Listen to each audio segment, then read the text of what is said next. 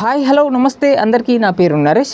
Indiramma LIG ఇండ్ల దరఖాస్తుదారులకి కొంచెం ఉపయోగపడే వార్త అనమాట. అది మనకు దరఖాస్తు ప్రక్రియలో మనకు ఆధార్ కార్డు తప్పనిసరి అని చెప్పారు కదా.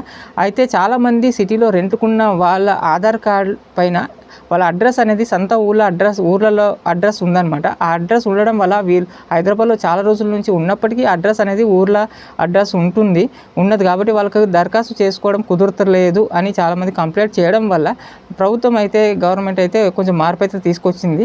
మరి మార్పు ఏమంటే మనకు ఆధార్ కార్డు పైన అడ్రస్ ఊర్లో ఉన్నప్పటికీ మనకు ఓటర్ ఐడి, ఆ నియోజకవర్గంలో ఉంటున్న వాళ్ళ ఓటర్ ఐడి, దానికి సంబంధించి ఓటర్ ఐడి లేకుంటే బ్యాంక్ పాస్బుక్ లేదా డ్రైవింగ్ లైసెన్స్, ఈ మూడిట్లో ఏదో ఒకటి ఉన్న దాని ద్వారా అప్లై అయితే చేసుకోవచ్చు.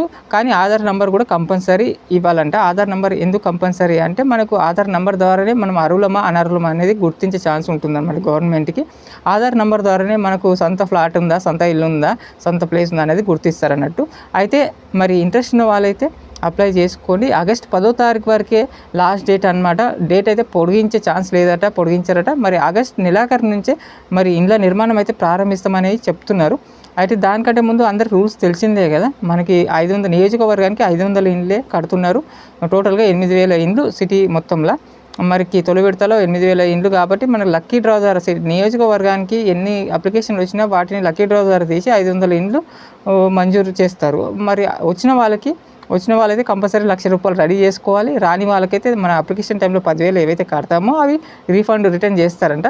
మరి ఇక్కడైతే కొంచెం ట్విస్ట్, చాలామంది అనుమానాలు పడుతున్నారు. ఆ అనుమానం ఏంటంటే మనకి కాంగ్రెస్ గవర్నమెంట్ ఇప్పుడు కడుతున్న 1,00,000 ఇండ్లు టార్గెట్ కదా ఇప్పుడు వీళ్ళది. ఆ 1,00,000 ఇండ్ల టార్గెట్లో ఇది తొలి విడత అన్నట్టు.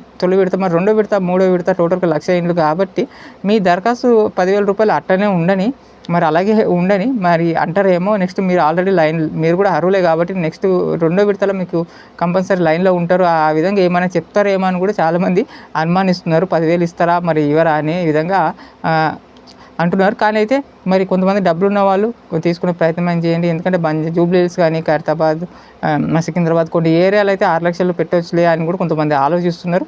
మరి ఇంట్రెస్ట్ ఉన్న వాళ్ళు, డబ్బులు ఉన్న వాళ్ళకి తీసుకోండి. మరి ఇదైతే వార్త వీళ్ళకు అప్లై చేసుకునే వారికి, ఇంట్రెస్ట్ ఉన్న వాళ్ళకైతే ఇది ఒక గుడ్ న్యూస్ అనే చెప్పవచ్చు. మరి నెక్స్ట్ మనకి పేదలకు, ముఖ్యంగా పేదవాళ్ళకి, L2లో ఉన్న పేదల కోసం అయితే మనకి ఆల్రెడీ నిన్న మొన్న వార్తలు వచ్చినాయి. మరి దీనికి సంబంధించి ఆగస్ట్ 15 లోపే అర్హులని సర్వే చేసి అర్హులను గుర్తించి లక్కీ డ్రా ద్వారా ఇస్తామని చెప్తున్నారు. కానీ ఇది మనకు సంవత్సరం నుంచి పైనే చెప్పుకుంటూ వస్తున్నారు. అప్పట్లోపట మనకు డబల్ బెడ్రూమ్లు అమ్మేసుకుంటున్నారు. మన సిటీలో ప్రతిరోజు వార్తలు వస్తున్నాయి. మరి చాలామంది కూడా బయట రోడ్డు మీదకి వచ్చి ప్రెస్లో విలేకరులతో కానీ, కలెక్టర్ ఆఫీస్కి వెళ్ళి కానీ కూడా చాలామంది కంప్లైంట్ అయితే చేస్తున్నారు. కానీ ప్రభుత్వం అయితే ఏ విధంగా పట్టించుకుంటలేదా అనిపిస్తుంది. ఇప్పటివరకు పట్టించుకోలేదు. ఏం చేస్తారంటే ఎమ్మెల్యే అనుచరులు, కాంగ్రెస్ ఎమ్మెల్యే అనుచరులే లేదా ఎంపీ మినిస్టర్ అనుచరులే చాలామంది ఇల్లులు అమ్ముకుంటున్నారు అనమాట. అర్హత ఉన్నప్పటికీ ఉన్న వాళ్ళ దగ్గర డబ్బులు అడుగుతున్నారు. అంతే పేదవాళ్ళు డబ్బులు ఇవ్వలేరు కదా. 3 లక్షల నుంచి 5 లక్షలు, దాదాపు 8 లక్షల వరకు కూడా డబ్బులు తీసుకొని అమ్ముకుంటున్నారు. అది దాంట్లో చాలామంది అర్హుల కంటే కూడా అనర్హులే, ఇక్కడ లోకల్ వాళ్ళు కాకుండా ఎక్కడో డబ్బులు పెట్టి తీసుకునే వాళ్ళు ఉంటారు కదా, వాళ్ళకైతే అమ్ముకుంటున్నారు. ఈ దందా అయితే బాగా నడుస్తుందంట మరి సిటీలో. మరి వీళ్ళేమో సంవత్సరం నుంచి మనకు పొడిగించుకుంటూ పోతున్నారు గవర్నమెంట్, అప్పుడు అనుకుంటా. ఆ లోపల అవి ఎన్ని వరకు పోతాయో మరి ఈ విషయం పై వరకు వెళ్ళినప్పటికీ పట్టించుకుంటారో లేదో తెలియదు. ప్రతిరోజు అయితే వార్తలు గట్టిగానే వస్తున్నాయి. ఎందుకంటే డబుల్ బెడ్రూమ్, కేసీఆర్ కంటే డబుల్ బెడ్రూమ్ చాలా బాగున్నాయి కాబట్టి కనీసం 5-6 లక్షలు, 6 లక్షలు 7 లక్షలు దానికి పెడతారు. చాలామంది పెట్టే ఛాన్సెస్ ఉన్నాయి. మరి దీనిపైన L1, L2 ఈ పేదలకు సంబంధించి డబుల్ బెడ్రూమ్కి సంబంధించి మరో వీడియో క్లియర్గా అసలు జరుగుతున్న వాస్తవాలు అనే విషయాలు, ఆ వాస్తవ విషయాలన్నీ కూడా క్లియర్గా మరో వీడియోతో చెప్తాను. L1లో కూడా చాలా అక్రమాలు జరుగుతున్నాయి. వాటిపైన పూర్తి వార్తలు ఎప్పటికప్పుడు వస్తూనే ఉంటాయి. మరి నెక్స్ట్ వీడియోలో మంచి వీడియోతో మళ్ళీ కలిసి, మంచి వార్త, అందరికి ఉపయోగపడే వార్తతో మళ్ళీ నెక్స్ట్ వీడియో చేస్తాను. మరి సబ్స్క్రైబ్ చేసుకోండి, లైక్ చేయండి, హైప్ కూడా చేయండి. ప్లీజ్ సపోర్ట్ చేయండి. Thank you.